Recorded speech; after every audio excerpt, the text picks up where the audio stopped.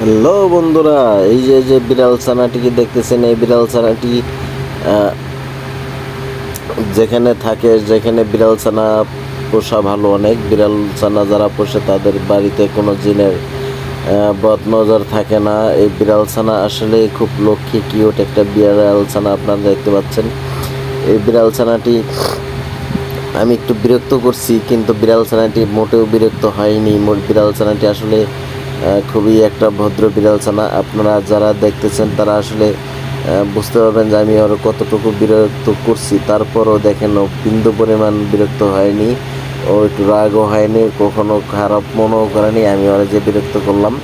তারপরেও ও কত সুন্দরভাবে সুশৃঙ্খলভাবে বসে আছে গাছের ডালের উপরে, দেখতে পাচ্ছেন। আসলে বিড়াল ছানা খুবই ভদ্র, খুবই ভালো হয়। যারা বিড়াল ছানা বাঁধতে পছন্দ করেন তারা কমেন্টে জানিয়ে যাবেন যে বিড়াল ছানাটি আসলে কেমন ছিল। আর বিড়াল ছানার সবচেয়ে আকর্ষণ ছিল বিড়াল ছানার চোখ দুটো। তো ভিডিওতে দেখতে অতটা বোঝা যাচ্ছে না, কারণ বিড়াল ছানার চোখ দুটো ছিল এত সুন্দর, একটা লেজ ছিল ওর চোখের মধ্যে, মানে ওর চোখের দিকে তাকাইয়ে থাকতে ইচ্ছে করতেছিল, এত সুন্দর